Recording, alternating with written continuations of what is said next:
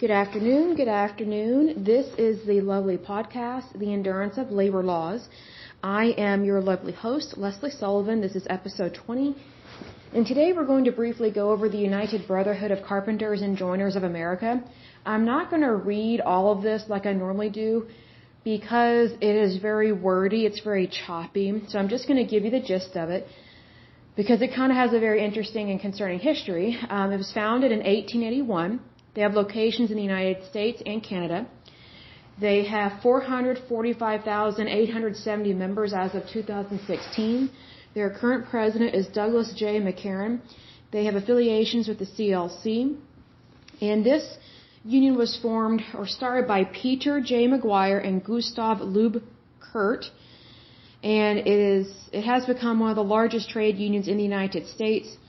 And what's interesting about this union is that it was very much anti-black. So you have to remember that this was founded more so dealing with the South. And there were some people in this union that did not want blacks to be in this union. There were others that did. But unfortunately, this particular union had a lot of problems with that. But I think it's gotten better over the years because Jim Crow laws were pretty much discontinued in the 1960s or 70s. I don't have a definitive date on that. But they were very much against black carpenters being a part of their union. And I don't think they wanted blacks to have labor like that. They didn't want competition, which is kind of ridiculous because labor is labor. It doesn't matter what your skin color is. However, this union, it did have a African American carpenter who was a vice president for some years, and he was from Charleston, South Carolina. And however, even though he served as vice president, there were still some people that did not want blacks in the union, and they segregated those locals based on that, and that caused a lot of problems. I completely understand why it would cause problems, because it's not right to think that way or to treat people that way. And also, the union faced fierce pressures from outside the union, from the KKK, which is also known as the Ku Klux Klan. They did not want this union to have blacks in it, which is dumb because, African Americans, they need labor as well, and they should be able to join a union without hindrance. It doesn't matter what the reason supposedly is. Skin color is not a valid reason to kick somebody out or to prevent them from joining. Now, this particular union had a lot of problems, and I hope that it doesn't have these problems anymore, but from the history that I read, it took a big dip during the Great Depression because during the Great Depression there were lots of job losses, especially in the construction industry. So I'm not surprised by that, but what is not good about this union is that they have a lot of challenges with union and non-union contractors. And so what this union tried to do is it tried to make it so that if you were a non-union contractor, they did not like you, and they did not want you, how do I word this? They didn't want you having work because they viewed that if you were doing that kind of labor as a carpenter, that you were in fact stealing their contracts and stealing their labor, even though you are not. And this union also got in trouble for jurisdictional takeovers, I would say. They were trying to take over different unions' members because they didn't want competition. So that's one thing that concerns me with this union is that they are very much anti-freedom. They are anti-free market. They're anti-capitalism. They think that they should run everything if it deals with wood. And it's like, you gotta be kidding me. It's ridiculous. Like, they don't understand that the consumer is the one that decides who has the job, not the union. And so this really concerned me, and there were many people that left their union and they disaffiliated because they didn't like how this union was operating. And what was not good about this union is they created these jurisdictions. So if you were in a union, if you were in this union and you wanted to do a job that was outside your jurisdiction, let's say, a consumer approached you and said, hey, I would like you to have this contract, can you please build me, the frame of my house? Well, if it was outside of your jurisdiction and you're in this union, you could not accept that contract based on what your union laws and bylaws were saying. So you were restricted in your employment. Well, then that led to some hatred towards non-union members, which is stupid because labor is labor. It doesn't matter whether you are unionized or not unionized, work is work. So they had all these tips, and then this union tried to take over other unions as well, not just non-contractors or non-union members, but they wanted to take over other unions so that way they could dictate who gets what job and who doesn't get what job. So they were manipulating the job market. It doesn't use the words job manipulation, but that's what it is. So this union does not have a very good track record. They were affiliated with the AFL-CIO, and then they get disaffiliated, and then they get affiliated with, I think, the CIO. There's another one that said I was affiliated with, but it just kind of rang a bell of now I understand why unions go from being affiliated to being disaffiliated with these big honcho people, because they're basically trying to control a job market, but yet they are not the ones who created that job market. It was the employer who created the job market, because it's the employer that creates jobs, not the union. The union's responsibility really is to help with an 8-hour workday, have safe working conditions and a safe working environment, and also to have reasonable pay, not unreasonable. Unlike the auto workers union, which was completely unreasonable. They were expecting to get what a doctor would be paid, but yet they've never been to medical school. So unions do have their place in a way. I just don't think they are as much needed now as they were back in these days. But what is concerning is that some of their members were socialists and or communists and or fascists, and one of the founders was a socialist. And I find that it was Peter McGuire that was a socialist. And I'm not surprised this union has had problems, because when you're founded by someone that's a socialist, they don't honor democracy. They don't believe in capitalism, but yet they love money. Socialists, communists, fascists, they love money just as anybody else, although they just try and steal it. They find one way or another to move monies around, but yet they think their labor is more important than everybody else's, even though it's not. So that's what concerns me here. And this union, it really tried to manipulate other unions, and they tried to say, well, if you're dealing with any kind of wood or lumber, or if you're dealing with anything to deal with construction, then you need to be under our union. And they tried to make it so that legally and federally, that if you were a worker in that type of industry, that you had no choice but to go to this union, even if you didn't want to be a part of it. They were trying to make it so that you were forced to be in it, and that you had to go through them, otherwise you could not have that kind of work, which is very controlling and manipulating, and I don't agree with it at all. I find it very disturbing that this union thought it could behave that way. And so I'm kind of surprised that they're even still a union. And if you hear me rustling around, I have a cramp in my left foot. I exercised for a little over an hour last night. I did high intensity interval training, HIIT training, and I also did toning. So I don't know why I'm having a cramp in my left foot, but it really hurts. But anyway, so this union, I'm a little disappointed in it because I think it's too aggressive.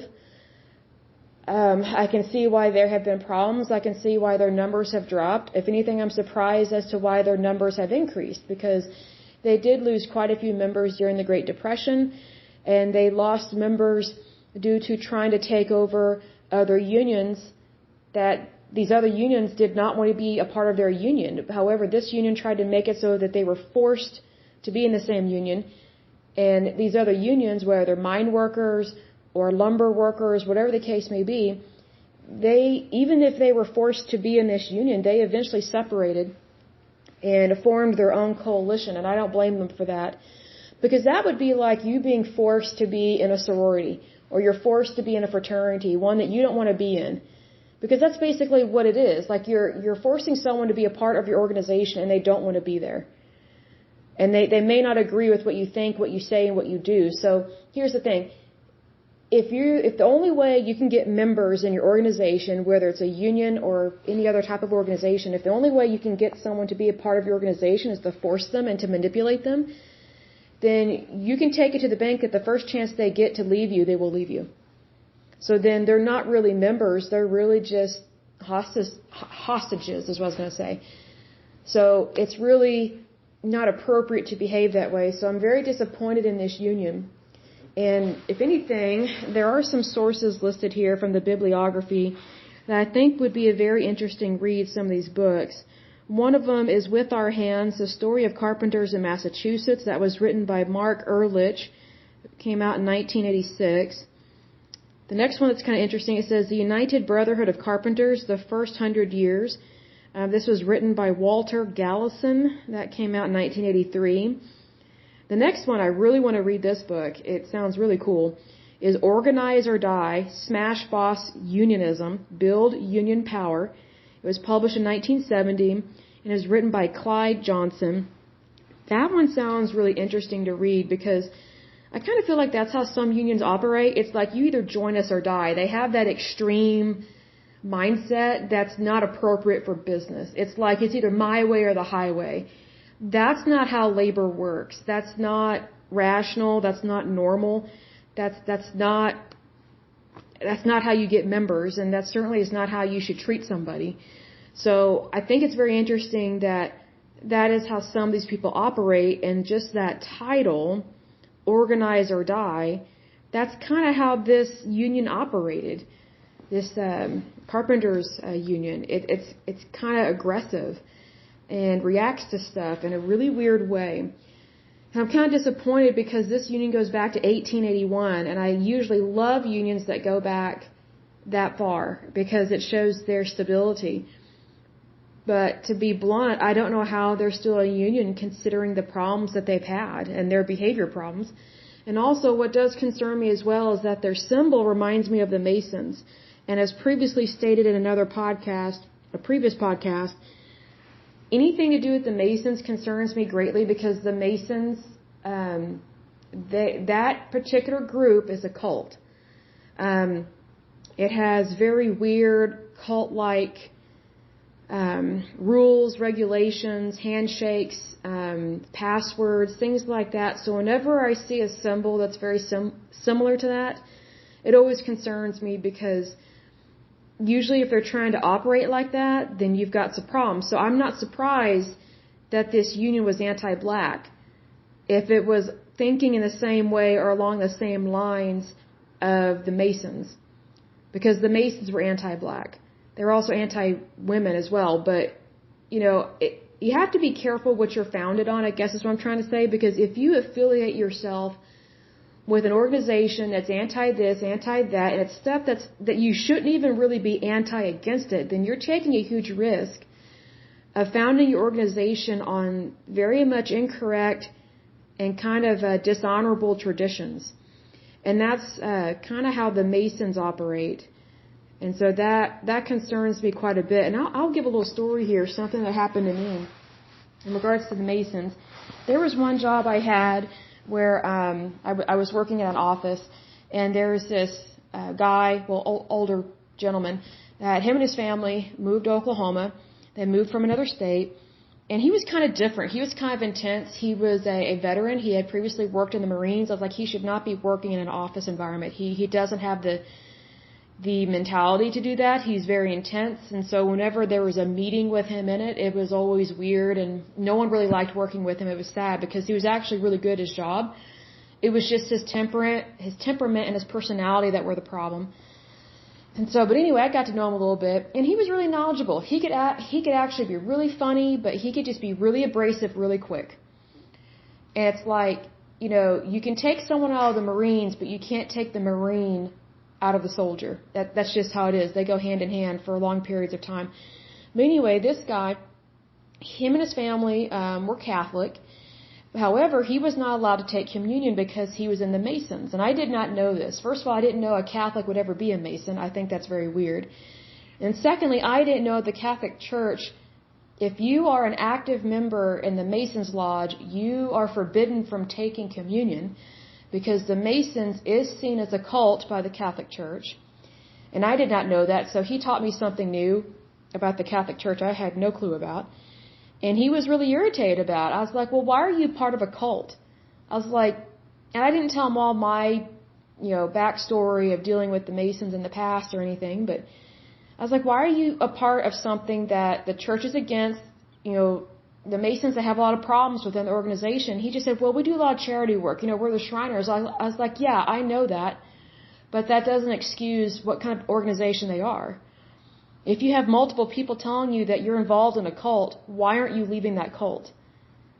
Like, I can't remember if you had a daughter or not, but I said, let's say, for example, your daughter is 18, 19 years old, and she's dating a guy that's in a cult.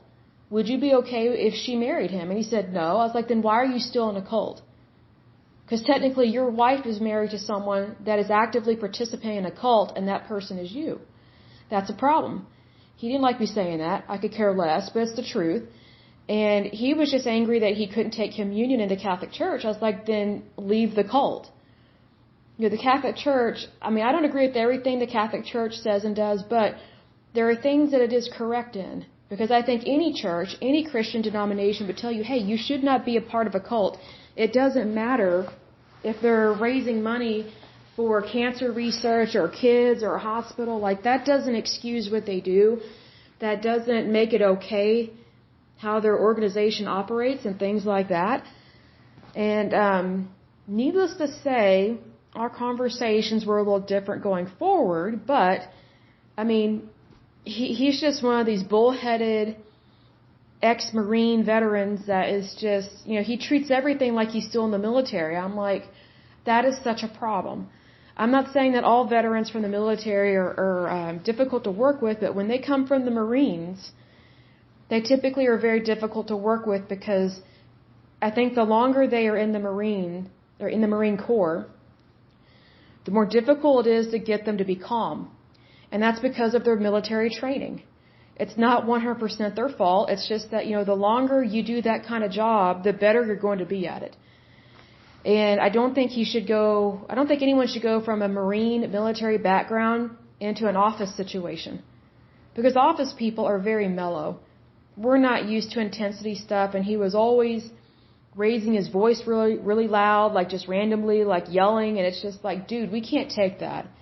You've got to bump it down a notch, because that's just not cool. So a lot of people did not like going to his meetings. Like, if they could skip them, they would.